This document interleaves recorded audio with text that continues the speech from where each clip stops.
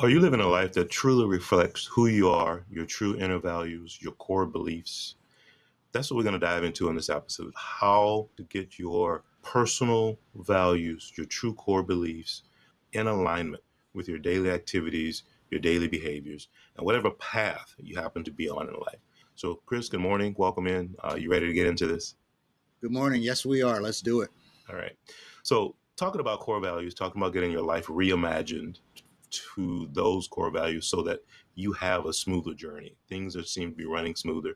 You feel like you're now actually walking the right path versus, let's not call it the wrong path, but a path that's just not in alignment with who you truly are inside from a core value standpoint, from a beliefs standpoint, and those things that truly make up who you are internally as an individual.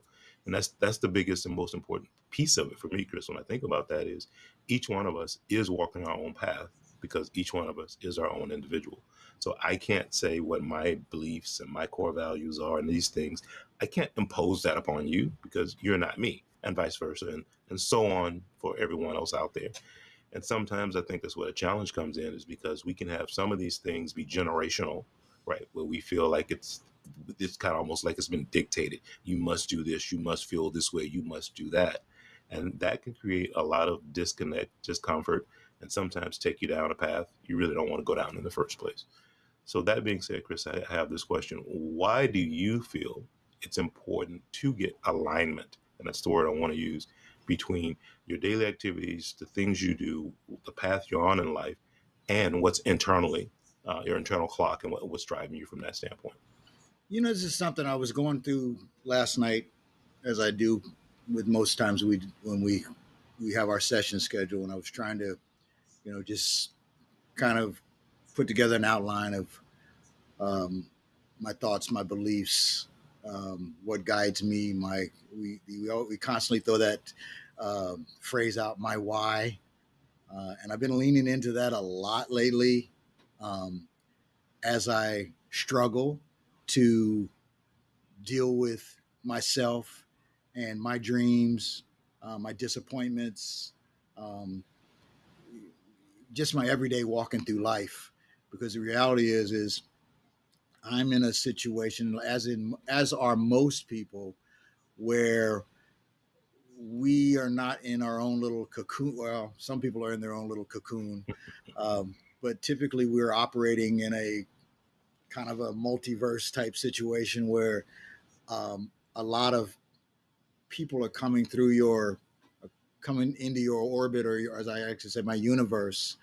And believe it or not, everybody that you encounter more than once, and sometimes just once, has an effect over your your mood, your motivations, your process, all of the above.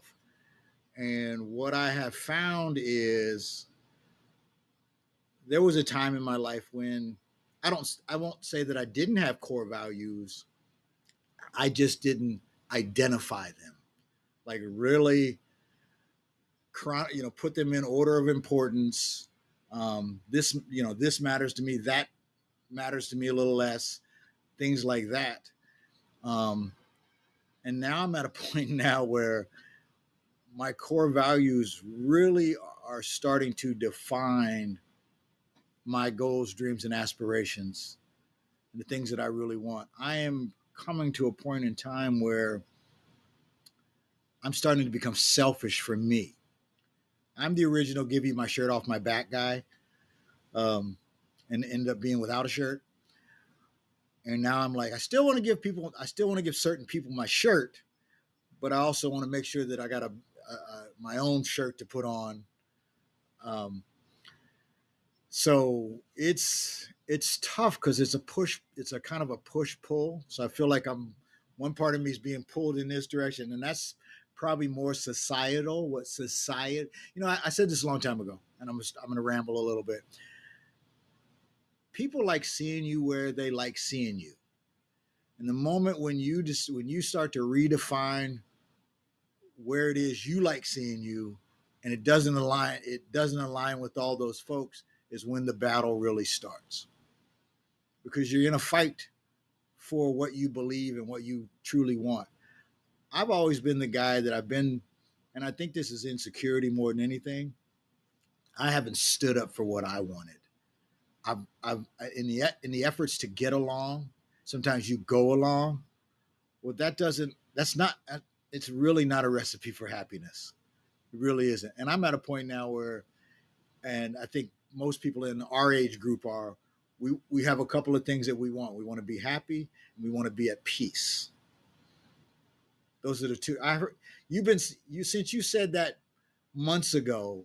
It has like been that thing that's been like stuck in my crawl, and I haven't been able to let it go. And that's not a bad thing. It's actually a good thing because it is now starting to drive me towards what's really important to me and what I really, really want that I have not been brave enough to say. And again, you brought up so many great things in that. One was just talking about the selfish piece versus selfless, which is to give your shirt off your back. And there's nothing wrong with being selfish. And I think that's the one thing that sometimes people maybe struggle with is feeling like, well, I can't be selfish because what you're, again, overused cliche, but you got to put your oxygen mask on first before you can help others, right? And they say that for a reason, and that is very true. And so the same rule in general applies kind of across the board. How, how can you help carry, how can you help support many others if you're not able to first stand strong for yourself, right? So I think it's a huge component of it that you hit on the head with that. And then the peace part, again, same thing. It might come across in some ways as being a little selfish, but life is gonna life is lifing as the term is these days. So things are gonna happen, and we were supposed to have a third member on the podcast today, and his mom just had a medical emergency. She's now in the hospital, et cetera, et cetera. And that certainly wasn't a planned or expected thing in any way. Um, totally derailed anything he might have had planned in the short term. And then who knows how it's going to play out even in the long term. But that's life is like that. What we have to do is be able to be clear or get clarity on what we do truly value, why we value those things, and let that be what's guiding us for the most part. So that when these things that do happen, because life is lifing, can't completely knock you off your stride, and have you land flat on your back. And that's not to say it might not happen from time to time because big things in life happen, but that resiliency is driven by having a clear focus of where you're trying to get to. And that's what we really want to talk about today with this is getting in alignment, discovering what that is. So something else you mentioned in what you were just talking about is how you have had to start to refocus yourself on some of those things, and maybe things that you already knew, but now you're attaching to them in a different way, right? Just based on experience and where you are. And part of it too is driven by the clarity I think you're now gaining of what it is you actually want to have. So how much tell just a little bit about that, just from the standpoint of how clarity is starting to help you move forward and be able to truly see what's of value and what's not, and start to separate the two. I think we, or at least I shouldn't say we. For me, I'm an energy person. I'm a good vibes person, and I start to incorporate that more into my everyday. How does certain situations when they come across my curb, how does it make me feel? What are my actual thoughts and beliefs regarding this? Is this something that I can get on board with? Is this something that my value system says I'm vehemently against? Am I lukewarm to it? Um, is there room for discussion about a particular item or not? Is it something that I'm just not interested in? So all of that plays a part because you have to approach each individual thing and you have to literally define it, identify it and then define it. And then you have to decide how you want that, what role that plays a part in your everyday movements. And it's become more and more important that I push the things away from me that don't serve. We talk about that too. That don't serve me, I am so much learning about things that don't serve me now, because I think that I've allowed so much stuff to just kind of come and affect me, and enter my space, and set up shop, and you know, some of it's just not good for me, and it's not good for the people that I deal with. You know, I'm in a role now, which is really part of what's going on now, is that I'm in this, you know, I've been in this teaching mentorship role, which is now a year this month. I have to give, you know, you look at milestones, and I'm like, I couldn't, I just connected the dots this morning. I'm like, I've been at this for a year now. Something that I think in my subconscious I wanted to do all along, because I think I told you at 21 I said I wanted to be a motivational speaker. Well, I'm not a motivational speaker. I motivate. You know, the people that are, you know, the young people that are in my charge. My job is to motivate them. My job is to show them options. My job is to keep them, to try to inform them enough to where they keep away from the potholes of life. Um, and it's very thought provoking if you're sitting in the, and I know you know this because we sit in the chair, and we kind of, we're directors. You know, I'm a director. I'm directing, and understanding the responsibility of that, the responsibility that I have to those young people, but the responsibility I have to myself if I'm going to give this advice, that I actually take this advice. That is really one of those tricky, slippery slopes that can get you, because a lot of people are great at giving you advice, but are horrible at taking it. So I'm one of those, and it's part of being, it's part of being authentic. Mm-hmm. Those kids, you think those kids are going to listen to me if they don't think I'm authentic, or if they don't think that I'm actually living the path that I'm trying to tell them that they potentially should get on? You better think twice. So it has made me more measured. It has made me more acute to my responsibility to them as well as myself. And I'll be honest with you, and you know this, Brian, because you know we may not intersect every day, but I think more or less we're in each other's consciousness on a lot of areas, because we have so many similar areas of interest, so many aligned core values.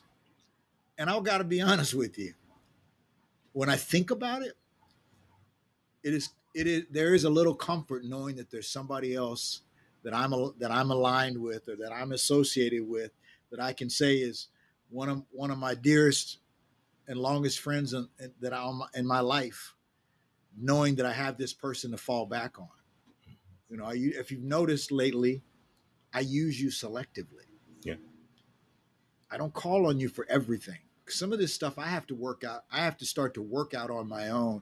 And I said this a few sessions back, that I'm trying to limit some of the voices, or at least limit when they come in, when I allow them in. So when I need you, I'm gonna call you in.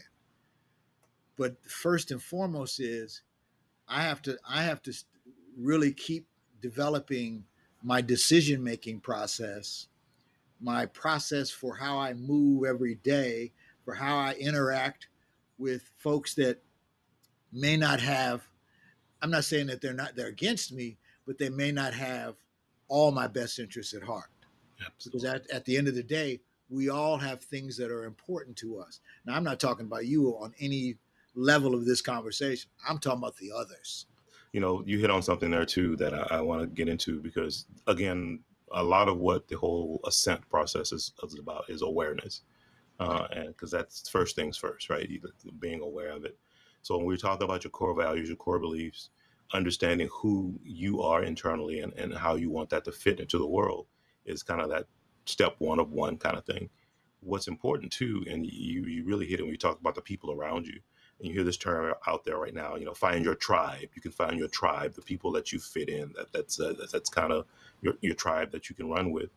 And I think what happens for some people, again, this is my observation, is they end up running with the wrong tribe because they haven't figured out what they truly value, how they want that to show up in the world. So they're running with a tribe that has a different set of values, that's not in alignment with who they truly are, and they can't figure out why things just don't feel right, why there's just disconnect. They're part of but not part of kind of thing, because it's just this natural thing that we have as humans, because our intuitions can be strong, but we can choose not to listen to our intuitions too. And I think it's a very important piece of getting clarity on what it is about you that's important, so that you can use that to help choose who is or who is not part of your tribe, if that makes sense. And that goes back to what we said when we kind of first started. It's about peace. Being with the right tribe can also start to help bring you some peace. It can also give you relationships like what we have, where you've got that person that when the rain is pouring and the lightning is hitting and it's one of those days, you can say, hey, bro, I just need a minute. And you can lean on that person. But if they're not in alignment with you, whoever you're trying to lean on is going to be like, yeah, we are not vibing like that. So that's an important piece, I think, of all of it too, is to realize who you have around you. Why do you have these people around you? And then is there some commonality and some alignment between that group, your tribe, and you that's actually working for you, or is it working against you? Sorry, we'll get right back to the video in just a second. Just wanted to ask a quick question. What's stopping you from living, loving, and leading your best possible life? Do you feel disconnected, out of sync, unsure of really what it is you want to accomplish, what your true purpose is, and where you want to go with your future? Well, the ASCENT coaching program is here to help. We help you get in sync with your true beliefs, your true understanding, your true values. And from that, we help you transform from the inside out and move yourself towards the life you really want. If that sounds of interest to you, please click the link below. You can schedule a free, no obligation consultation where we'll simply get clear on the things you want to accomplish in life, maybe get a better understanding of why certain things haven't worked the way you feel that they should. And from there, we can move forward to help you become the best possible you can be. Let's get back to the video. The other thing too that's interesting that you kind of hit on there is, and that I want to bring into it, is, and we talked about this kind of in the green room before we started, and that's about acceptance, and being that, and it's not about being accepting, because that's not what we're talking about. There are different things that formulate our beliefs and our values, especially as we grow up, that we experience that are essentially out of our control. Your childhood is an experience you go through where you are the subordinate, the parent is the superior, and that is the way it is. And maybe certain things happen that kind of shape who you are, what your beliefs are, what your values are as you go through that. But then you get to an age where you start to be able to think for yourself, and you reflect back on those things, and it might not actually be in alignment with who you are in that point and at that age and at that stage in life. But we can choose to do one of two things: then accept what was taught to us or pushed down upon us, or reject what was pushed down upon us and truly start to try to live based on what we believe internally. And I think that's a key concept too, is to identify maybe some of those things for yourself and say, you know what, am I being just accepting of that and I'm still letting that drive me? Or am I going to reject that and start to try to go in my own direction? We talked a little bit about that. Whatever you're willing to share about that acceptance piece, that you think will help our audience. How about you put that out there? Again, say that again. I'm sorry. I was going through a range of thoughts in my head, Yeah. and I No, was just totally somewhere else. whatever you are willing to share about that acceptance piece and what that's been like for you, of accepting whatever those past traumas or beliefs that were pushed down upon you. Uh, what have you learned from it, and what can you share with our audience about that journey? Okay, for our audience who don't know, I'm still dealing with a major death from in December. My auntie, who was a famous writer, I won't put her name out today. If you know, you know. If you don't, educate yourself. Um, but what has bubbled up to the surface for me over this last, it actually started bubbling up before the death. The death just kind of it really put a spotlight on it, Mhm. and really brought to the surface some of the trauma that I had starting out at a very young age. Now, I'm going to say one thing just to kind of throw it out there as a barometer is I have always dealt with body issues. I'm not the biggest kid, but I'm a big kid by my definition. A little bit on the overweight. I have been a little bit on the overweight side. So it's one of those things that this all ties in at some point. It affects my self-esteem. It affects my confidence. I can be an extremely confident individual. I'm very capable of that. These are things I already know about me. I'm a capable individual. I have a lot of, I'm intelligent. I can go in many rooms and hold my own. But there's always been something that's been gnawing on me, and it's, it's part of the societal view of people, and I can only talk about men because I'm a man. I'm not anything else other than a man. But I've struggled with that. It's common knowledge for you as a friend know this. I gained 35 pounds when I had a tumor on my cornea a couple years ago. Well, I think I announced this a little while back, a couple weeks ago, that I had finally got down to 200 pounds.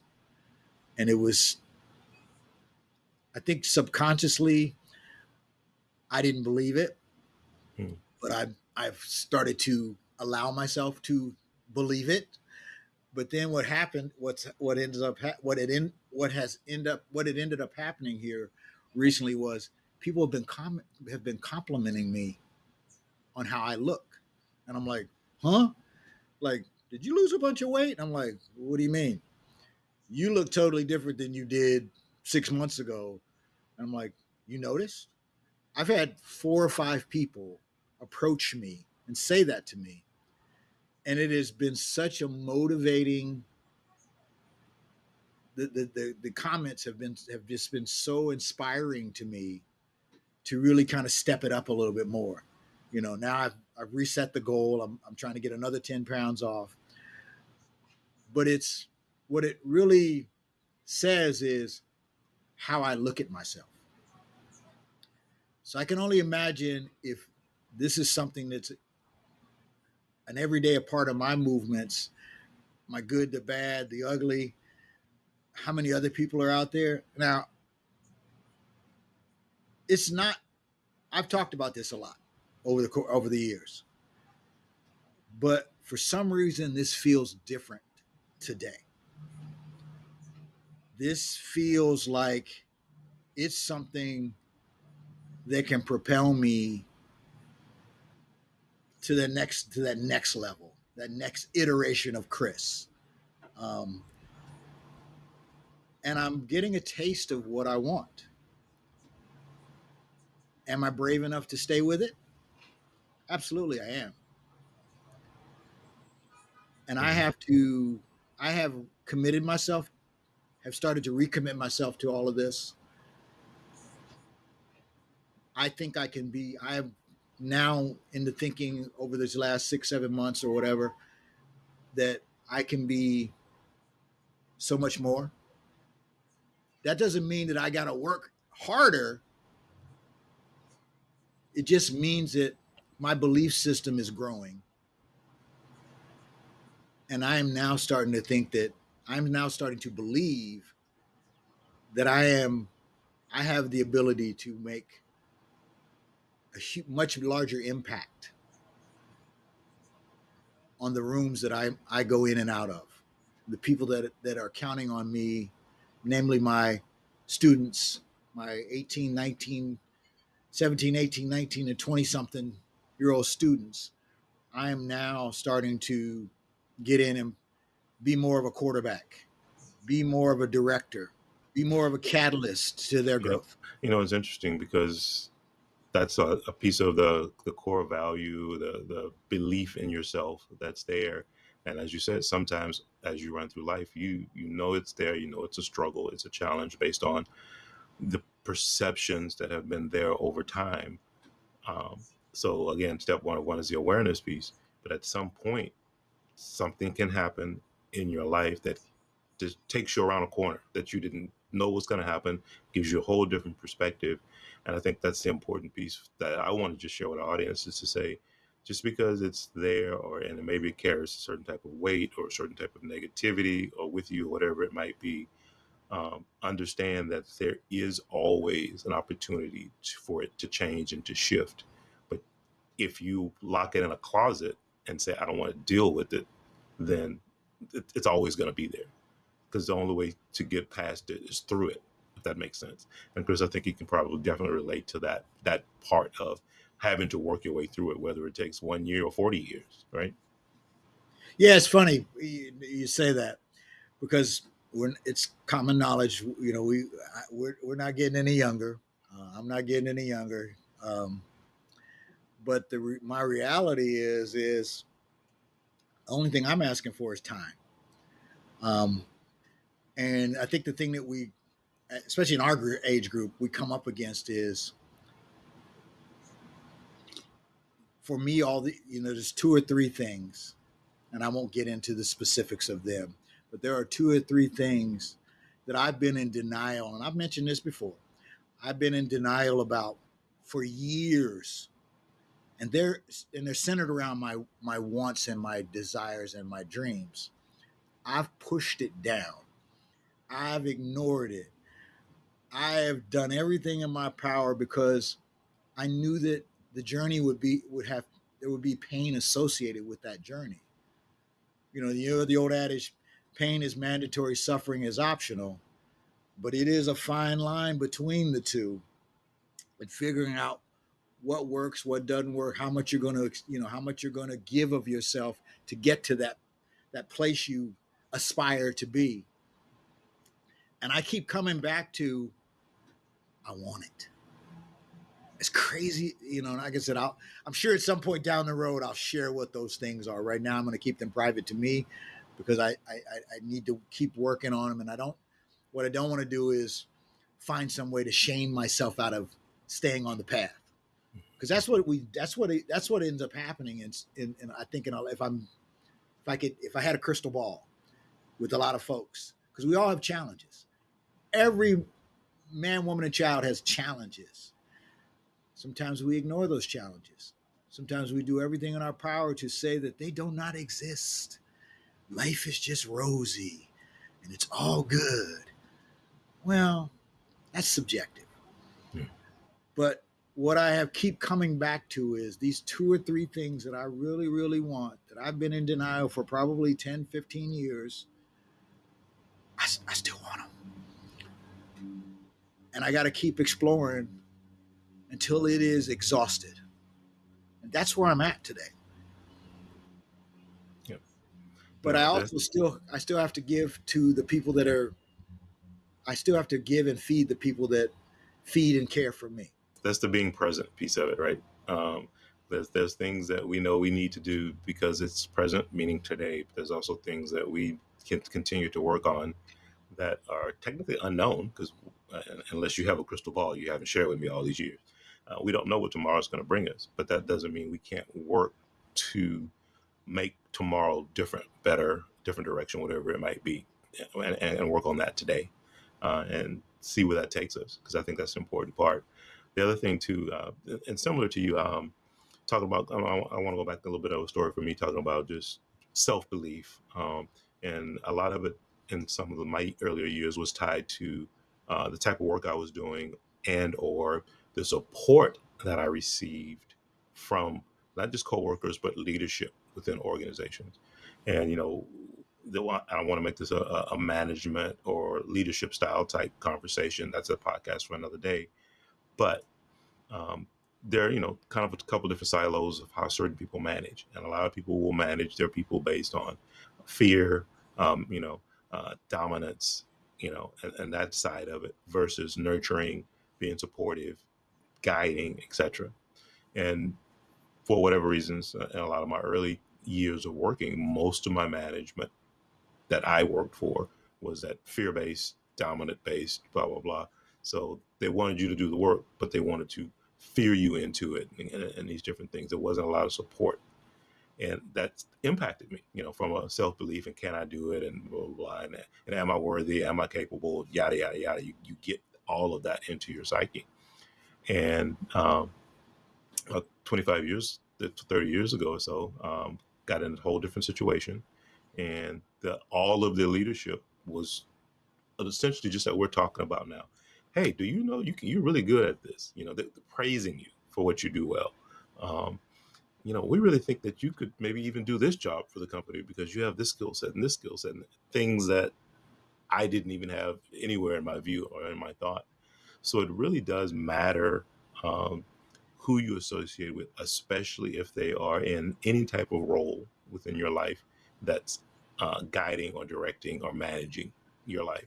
So, but again, who those people should be, how can you know who they should be until you kind of get a better grasp on your core values and what's important too? Because again, that's also people are I guess essentially part of your tribe, and that really made a difference for me, my confidence, my thought of, as you said when you were speaking a minute ago, Chris, I can walk in any room and hold my own. I think that's an important thing for people to realize and understand. Yeah, it's amazing because these are messaging. This is messaging I have for my young students because a lot of them have virtually zero life experience. Everything is huge in their eyes. I mean, everything. I just had to re-engage one of my first cohorts, one of my first students in my first cohort, young lady. She's I'm gonna say she's probably 19. On the surface, she's tough as nails. We get to know her. She's just a great kid who has the environment that she comes out of. They learn how to put walls up early because that's the defense mechanism. That's how they don't get hurt. Well, also putting up those defense walls actually separates you and segregates you from the things that you may or may not want in your life, that you may want in your life. And having those conversations, and because of the fact that the inexperience level just screams, they don't know about options. I think if you saw the KITV special that they did on Puea a couple weeks ago, I think I sent that to you. If I didn't, I'll send it to you. And one of the things that they were talking to me about was, my role as a teaching assistant. And I said, well, one of my whys is about teaching these kids options, the options that are in front of them, the options that they have, how to recognize them, and how to, more importantly, reach out and grab them with no fear, or at least limited amounts of fear, but grabbing them, understanding you have support on the backside. Because, like I said, I hadn't talked to this girl we probably hadn't talked for a couple months, and some job opportunities have popped up from some of our other hiring partners. And I was like, hey, are you working? She's like, no.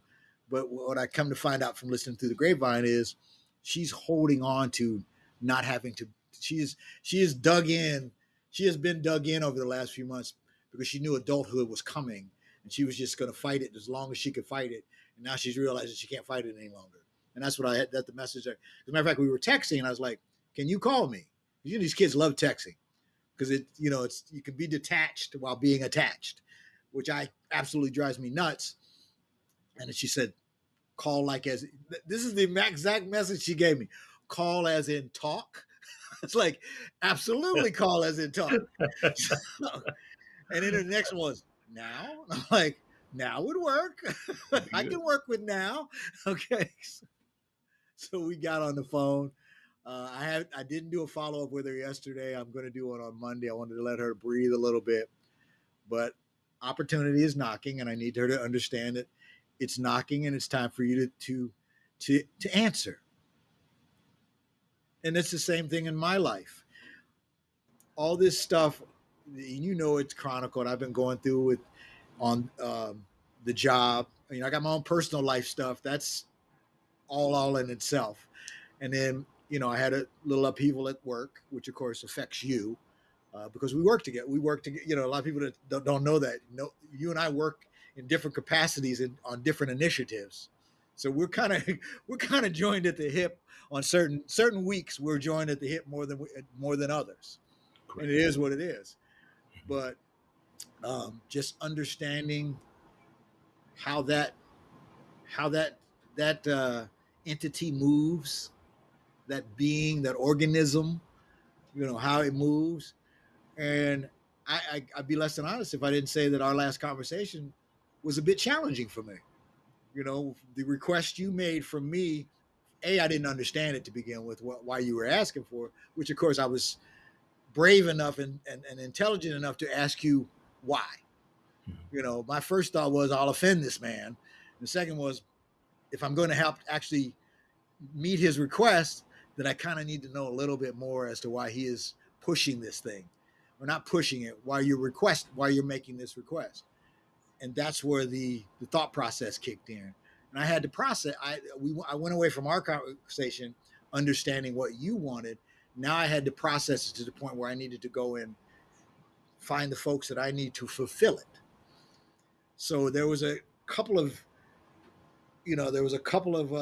chapters to this request. Ultimately, I'm coming out on the other side with a much better understanding, but I'm also coming out of it with more ammunition for me, Mhm. so that you and I both benefit. Because at the end of the day, you and I are looking for benefits from each other, right? If I do X for you, you're going to do Y for me, and hopefully we're going to get to Z. Yeah. Yeah. I'm But looking for the win-win. I'm setting up the stage for the win-win. That's where my mind's always going to but I try had to to go. understand. But I had to process that to even get to that point. Knowing everything I know about you for the 30 years we've been friends, it still represented a challenge for me to get to a level of understanding where I could really dig in to deliver what's being asked. Yeah. Yep. Makes If sense. that makes And, sense. no, it makes perfect sense. And you rung a big bell in what you were just sharing across the board, and that's communication. Talking with your student, she's like, talk, like call, like phone, like right. I mean, there's this big disconnect. But what I want to really focus on when we talk about communication is, again, big, broad spectrum of things when we talk about communication. From our chairs today, and with the topic, the subject we're talking about, with your values, your beliefs, getting in alignment, that most of that communication is that last piece you just were referring to, is the internal communication, right?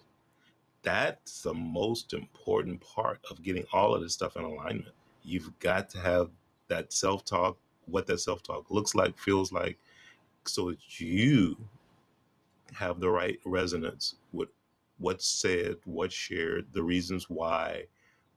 Because now, once you get to that place and that you're in that right space, now you can actually then speak it out to the world, right? Show it to the world, whether it's verbally, whether it's in your actions. Sometimes it's just a mindset and attitude. It you can say nothing, and just you how you float into the room matters, right? Because that does send a message of a certain type of communication. And so that's another thing I definitely want people to be aware of, is understanding that the relevance of your own internal communication, staying connected to that, work, putting in the work to work your way through it. Just as you just talked about, you may start here like, I'm not really connecting with this, but why? What is it I'm missing? And being brave enough and willing to ask that follow-up question, or two or three or 10, so you gather the data that you need so you can process your way through it. It makes a huge difference. So communication is not just outbound, it is also internal, and I think that's a very important part of it, and I know you can resonate with that. Oh, absolutely. It's about dialogue. I mean, a lot of cases where it's amazing some of the conversations that can be spawned and the information that can be shared through dialogue.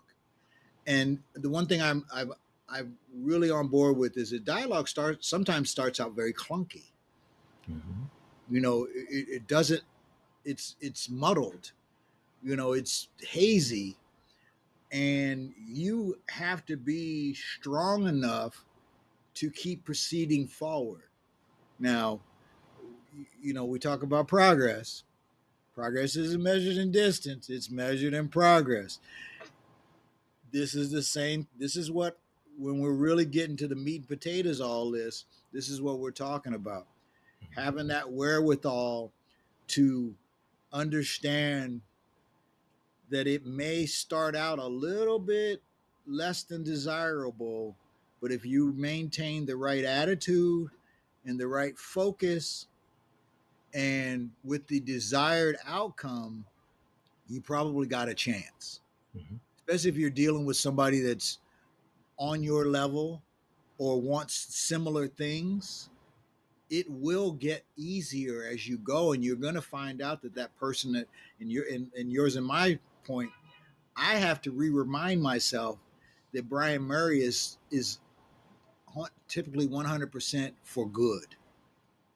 Not that I've ever had a reason to think that you were not, but because of the landscape of society and how everybody's out for their own, and you can't necessarily, you can't necessarily trust what's being said to you, because I don't, there's some people I work with, I don't know what they want. I have yet to figure out what their end game is. I believe I know what their end game is, and I'm going to hold on to that ideal of what I believe, but I don't, all the evidence is not there.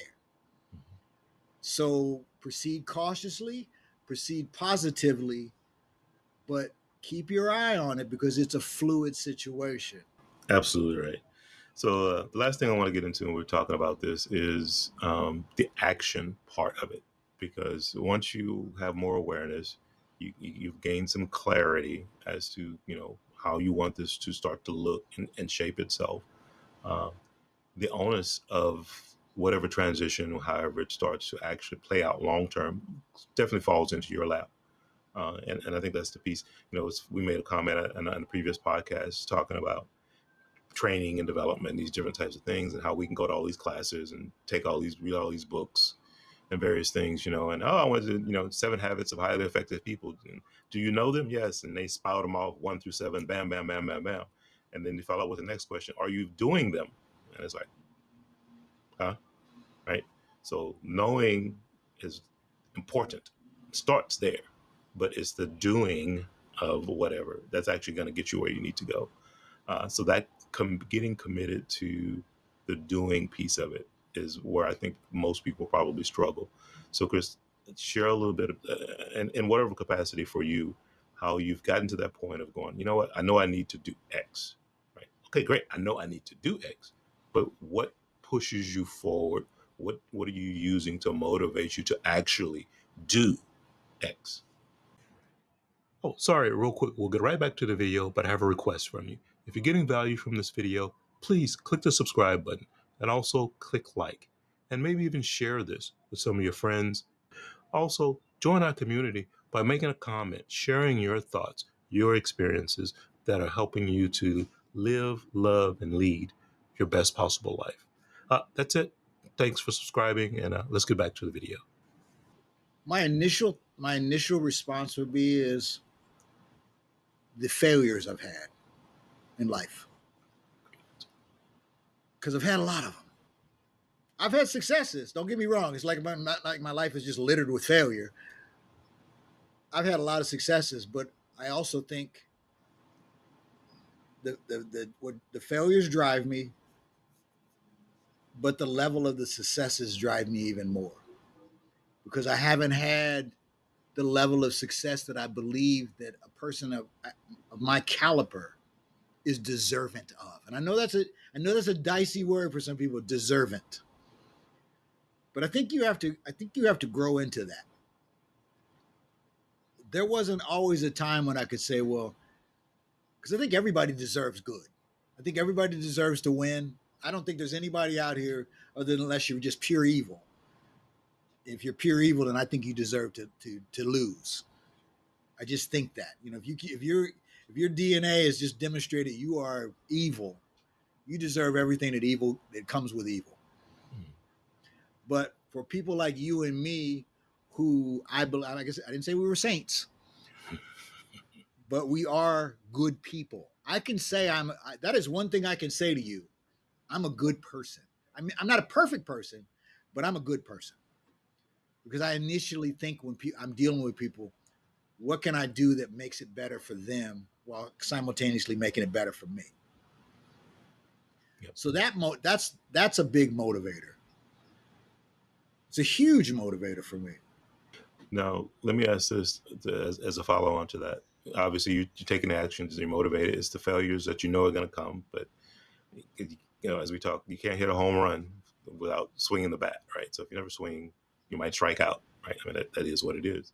So, do you feel that change, because we talk a little bit about change, that change naturally, I mean, will happen? Or do you feel that it's something that you can actually manifest and have conviction and intent about to have the change happen? or is it just kind of like, oh, it'll happen or it won't happen? What's the better mindset? What's been your approach to that? Honestly, I think it's a mix of both. I think certain things is just part of the evolutionary process. So we evolve. If you are a growth minded person, let's clarify that. You Mhm. have to be a growth minded person to begin with. Doesn't matter the level you're on. Doesn't matter how much it permeates you. It has to be a part of your DNA. Being growth minded on some cellular level. If that's the case, you have that ability to grow if you allow it. That's the other part of it. You have to allow it. Now, you and I are definitely growth minded people. I know that. I know that. I mean, I know everything, but I know that about it. We're growth minded people. We're constantly seeking. It's an everyday, almost minute by minute, hour by hour. That's why I don't sleep sometimes, because I'm in a growth minded phase and I lay down sometimes and it gets quiet, but in my head it's ringing loudly. That's what happened Thursday after having a conversation with you. I called you to apologize to you. You know, I realized that I called you to check in and let you know I was okay, because I wasn't okay the last time I saw you. I called in to check in with you, even though I didn't necessarily owe you an apology, but I felt that it was warranted that I at least give you some, hey, this is where I've been, even though I knew you knew. Mhm. But Yeah. sometimes I ascribe to the theory that sometimes you need to hear it from me, Mhm. because then it cements it down. You 100% know, oh, okay, he just validated everything. He validated what I was thinking, because I know this brother, Yeah. right? And that helps you move forward. That helps you to help me the next time that I call on you. All this stuff is helping you to help me, while simultaneously helping myself. Yep. That's the communication we were just talking about. So yeah, I know absolutely. that was a big word salad, but it is, if you slow the tape down and listen to it, it is very true. Yeah. But I'm constantly in that mode now, and I think that's me, the evolved Chris. You know, that's why right now I'm dealing with, which we touched on briefly, I'm dealing with the trauma from the death. Mhm. It is bringing up so much. The problem that I'm having is right now is, on a normal circumstances, I would go back to these people would be alive that helped to create my trauma, and we would have, if they were alive today, I could go back and have discussion with them. If my mother were alive today, I could literally, with the way I'm equipped today, all the tools I have in my toolbox, I could go back and say, Mom, we need to have a conversation. Mhm. I did that at 35, so I've done it once. Today it would be a different conversation all in itself, but it will have been born out of that conversation when I was 35, Mhm. because it allowed that I allowed myself, or God allowed me to get to have the strength and the wherewithal to be able to enunciate my feelings, fair or not fair, to get it out, because sometimes that's what it's about. It's about Yeah. just purging it out. This is how I Yeah. really feel. Yeah. Even to the point of something innocuous as in, hey, can we come over your house? No, I don't want you guys to come over my house today. Why not? Because I'm trying to relax today. And as much as I love you to death, if I have you in my home, I'm not going to relax today. Mhm. That's today. That doesn't mean tomorrow, if you ask me to come over to my house, I'm not going to, oh, come on over. Today wasn't working, wasn't going to work, not gonna be able to honor that request. Still love you. No, thanks for sharing that, and that is so true. How again, different ages, different stages, different communication skills. Again, both internally and externally, how you get to a different place and you can communicate it differently, and you see the value of that communication, and you're able to explain and express the whys and all that's behind it, so that they can understand and not feel that you have to approach it like you're selling them on something, that they have to, if they agree, they agree, if they disagree, they disagree, and you're like, hey, that's not on me. My responsibility here was to let you know how I saw it, how I felt about it, and there you go. Now we may end up seeing it differently. We might end up having a huge kumbaya moment after. You don't know what you don't know, but you've got to develop that strength, I think, to get comfortable with what it is you, authentically you, and be able to voice and express that. And I think that's a key piece of kind of what we've been talking about this whole time, is getting all of that in alignment. Absolutely. Absolutely. So, so I'm going to do final thoughts. I'll go first, and then I'll have you close us out today. We'll talk about final thoughts. Okay. So the main thing that I want to, I guess, go back and talk a little bit about what our audience is this piece, and that is the self reflection, the self evaluation pieces of it, and taking that time to dig into that a little bit, because as we said, life is lifing, and uh, what the norms are, whether it's, you should go have into this work, or generationally this is family's done this, or historically it's been this way, and maybe some things like that have shaped your thought process, your being, your core values, and your beliefs. Um, those things can innately be there because of where they came from, but also understanding that as you have your life experience, what you go through, those things also feed into that. And sometimes we need to just do a check-in to say, hey, I used to be this, but now I'm more this. And then, is what I have in my life still serving this old me, or more this new me? And that's having that awareness, getting those things aligned, and that's when you talk about the mind, the heart, the spirit, the gut, and intuition. Getting all of that kind of centered, I think, is important. So putting some time into that, putting the work into that, so that you can, in whatever ways need to be done. Again, we're all on our unique paths, so I can't tell you what that is for you. But what I can say is getting that in alignment works for everyone. That is a broad stroke that I think applies to everyone. And you might get to the end of it and go, nope, I'm still good.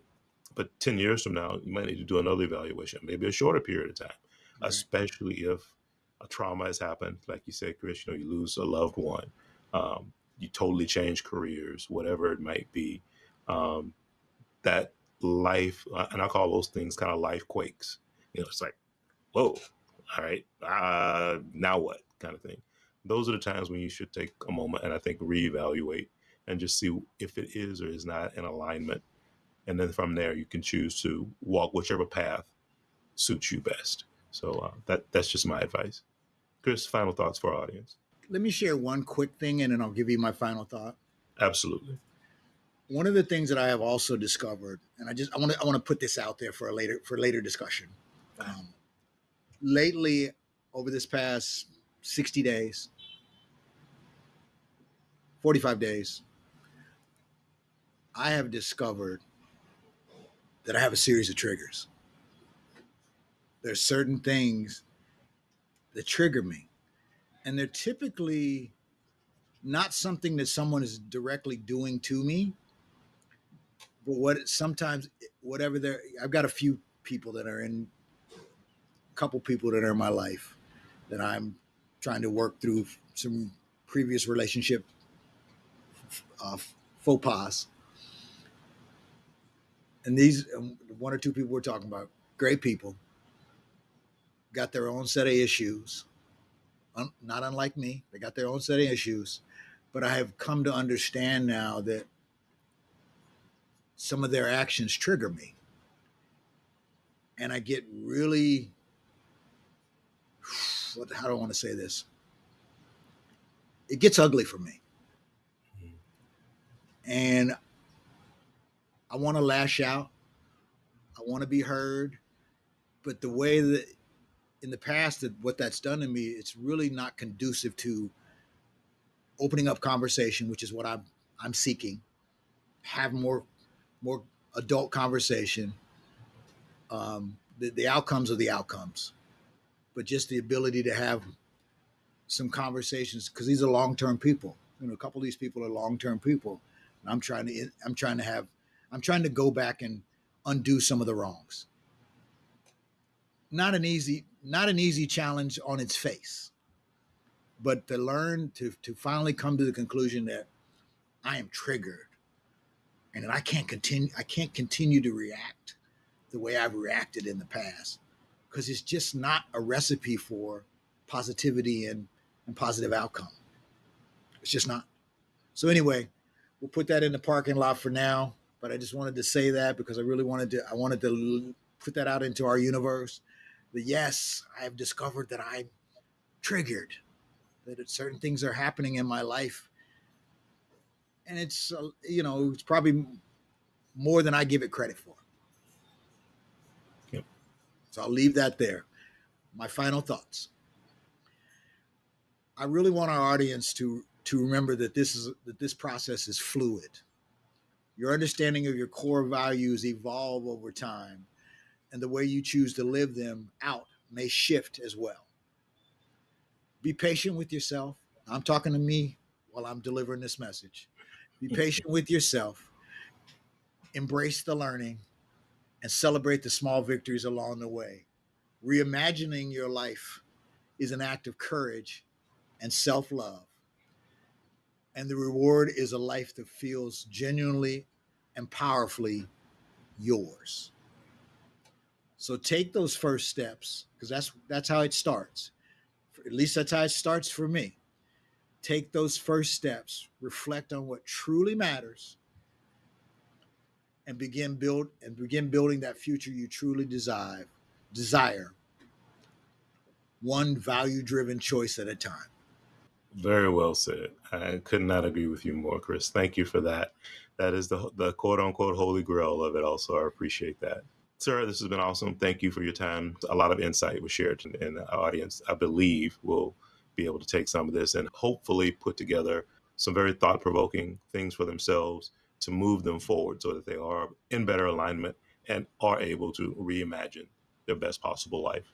So, Chris, until next time, my friend, you take care. And as I tell everybody out there in the world, let's do a better job of taking care of each other. And we'll talk again soon. Bye now. Absolutely. Thank you, sir.